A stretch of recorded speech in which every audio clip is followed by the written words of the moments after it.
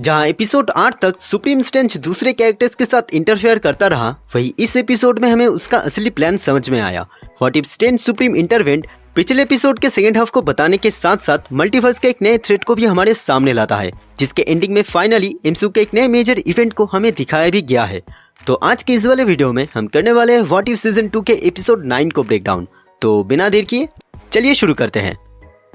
जहां पिछले 8 एपिसोड्स में एमसीयू के इंट्रो को कट किया जाता था, वही ये एपिसोड प्ले होता है मार्वल के इंट्रो के साथ, जहां पे हमें आइकॉनिक मूवमेंट्स देखने को मिलता है इन्हीं व्हाट इफ कैरेक्टर्स का। एपिसोड के स्टार्टिंग में हम पेगी कार्टर को देखते हैं, जिससे मिलने आया है डॉक्टर स्ट्रेंज। इसी बीच वॉचर हमें इस वाले डॉक्टर स्ट्रेंज का रिकैप देता है कि कैसे अपने यूनिवर्स में क्रिस्टीन को बचाने के चक्कर में इसने अपनी रियलिटी को ही डिस्ट्रॉय कर दिया।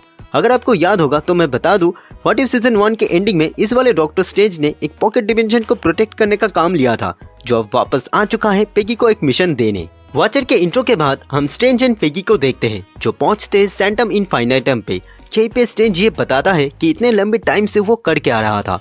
दरअसल सीजन 1 के इवेंट्स के बाद पूरे मल्टीवर्स में ट्रेवल करके वो उन बीइंग्स को रोक रहा था एंड कैद कर रहा था, जो एक यूनिवर्स को खत्म करने की ताकत रखते हैं। यहीं पे Strange infinity Ultron, Thanos and Loki का भी नाम लेता है, लेकिन यहाँ हमें और भी कई सारे बीइंग्स देखने को मिलता है। Odin, cyborg rocket raccoon, Peter quill, lady Thor and कई सारे बीइंग्स। बेसिकली स्ट्रेंज एक टाइप से मल्टीवर्स को बचाने का काम कर रहा था एंड इसी काम में एक मदद के लिए स्ट्रेंज ने पेगी को यहाँ लाया था। इन्हीं प्रिजनर्स के बीच एक प्रिजनर यहाँ से भाग चुका था, जिसे लाने का काम दिया गया था पेगी कार्टर को। यहीं पे हम सैंटम में उसी डोर्स को देखते हैं जहाँ से कहीं पे भी ट्रैवल किया जा सकता है।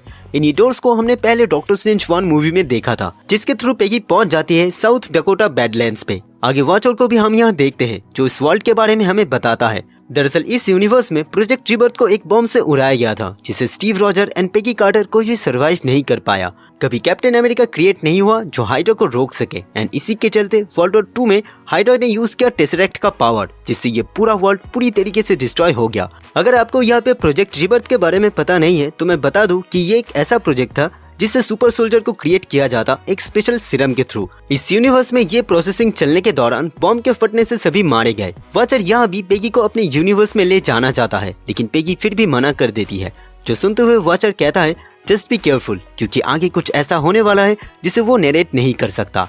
इसी बीच वहाँ पे एंट्री लेती है कहोड़ी, जो पेगी के ऊपर अटैक करती है। एपिसोड 6 के एंड में स्ट्रेंज मिलता है कहोड़ी से, लेकिन कहोड़ी पेगी के अटैक को डॉज करके उसे बताती है कि वो कोई यूनिवर्स किलर नहीं है। अगर मल्टीवर्स के लिए कोई खतरा है तो वो है स्ट्रेंज सुप्रीम। इसी दौरान वहाँ पे स्ट्रेंज का पोर्टल ओपन होता है, जिससे वो दोनों सैंटम इनफाइनाइटम पे आ पहुँचते हैं। कहोड़ी के वहाँ पहुँचते ही स्ट्रेंज अपना मैजिक से उसे कैद करने की कोशिश करता है कि स्ट्रेंज कोई भी यूनिवर्स किलर्स को गैदर नहीं कर रहा, वो बस उन्हीं पर्टिकुलर बीइंग्स को चुन रहा है जिसके थ्रू वो अपने प्लान को कामयाब कर सके। बेसिकली उसका प्लान था उन बीइंग्स के थ्रू अपने रियलिटी एंड क्रिस्टीन को रिवाइव करना, जो उसने कभी डिस्ट्रॉय कर दिया था। पेगी को यहाँ पे लाने का रीजन ये था कि सिर्फ पेगी ही थी जो स्ट्रेंज के बातों को समझ सकती थी, बट पेगी यहाँ मदद करने की कोशिश करती है कहोड़ी का। लेकिन पेगी का कोई भी वार जब स्ट्रेंज पे असर नहीं कर पाता है, तब वो उन क्रिस्टल्स को डिस्ट्रॉय कर देती है जिनके अंदर उन बीइंग्स को रखा गया था। इन्हीं क्रिस्टल्स के टूटने की वजह से कई सारे हीरोज एंड विलेंस के मल्टीवर्सल वेरिएंट्स हमें दिखते हैं, जो आपस में ही फाइट करना शुरू कर देते हैं।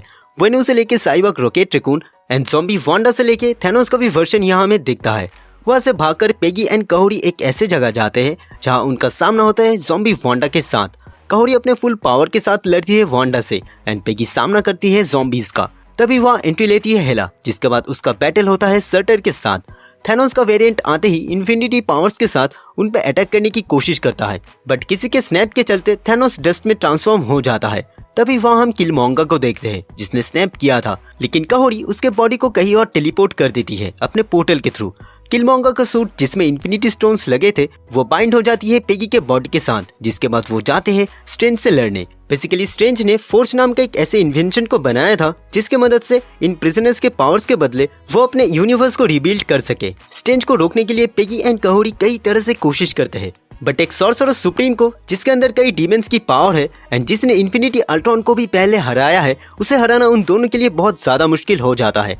इस फाइट के सीन के बीच स्ट्रेंज अपने कई सारे क्लोन्स को रिकास्ट करता है एंड ये देखकर रियलिटी स्टोन के थ्रू पेगी भी ऐसा करती है, जिसके बाद वो सब मिलकर लड़ना शुरू करते हैं। एंड डॉक्टर स्ट्रेंज 1 मूवी के बैकग्राउंड म्यूजिक के साथ ये फाइट सीक्वेंस काफी ऑसम फील होता है। अगले सीन में मैटर मैनिपुलेशन की पावर की मदद से इन्फिनिटी वॉर मूवी की तरह स्ट्रेंज उन क्लोन्स को ट्रांसफॉर्म कर देता है बटरफ्लाइज में। एंड एक ब्लैकआउट सीन के बाद हम पेगी को उसी टाइम पीरियड में देखते हैं जब उसे सुपर सोल्जर का सीरम दिए जाने वाला था। बट पेगी समझ जाती है कि ये सब कुछ स्ट्रेंज का एक ट्रिक है। इसी सेम मैजिक को हमने व्हाट इफ सीजन 1 में भी पहले देखा था, जहाँ सुप्रीम स्ट्रेंज अपने ही दूसरे वर्जन को मैनिपुलेट करने की कोशिश करता है। फेल होने के बाद स्ट्रेंज कई सारे पोर्टल्स को ओपन करता है, जिससे वो सारे प्रिजनर्स आने लगते हैं उस फोर्स की तरफ। पेगी टाइम स्टोन का यूज करती है, बट स्ट्रेंज के चलते जो कई साल पहले ही इस पे मास्टर किया था, पेगी का ये अटैक पूरी तरीके से फेल हो जाता है। गिरते वक्त वो सुपर हीरोज अपने अपने ग्रेटेस्ट वेपन को उन दोनों को दे जाता है, बट गिरने से पहले काहोरी उन्हें भेज देती है अपने होम वर्ल्ड में। जब वो दोनों स्ट्रेंज पे भारी पड़ते हैं, तब स्ट्रेंज ट्रांसफॉर्म होता है अपने डीमन वाले फॉर्म पे। यह वर्जन इतना ज्यादा पावरफुल था कि ये गंगनीर या म्योनिर जैसे वेपन को भी तोड़ देता है एक चुटकी में। लेकिन पेगी के सारे इन्फिनिटी स्टोन्स के मदद से स्ट्रेंज को पंच करते ही स्ट्रेंज के बॉडी से वो डीमन बाहर निकल जाता है। दरअसल वो डीमन पावरफुल बन रहा था स्ट्रेंज के ग्रीफ की वजह से, तो इसलिए स्ट्रेंज के लिए भी उस पर काबू पाना पॉसिबल नहीं था। स्ट्रेंज पेगी के साथ गिरने लगती है उसी फोर्ज पे, लेकिन पेगी जैसे तैसे करके खुद को बचा लेती है। वो डीमन अटैक करने की कोशिश करता है पेगी पे, बट स्ट्रेंज किसी तरह उसे रोक लेता है एंड वो दोनों जाकर गिरते हैं उसी फोर्ज पे। पेगी की आंख खुलती है स्ट्रेंज के रियलिटी पे, जो अब सच में रिबिल्ड हो चुका था।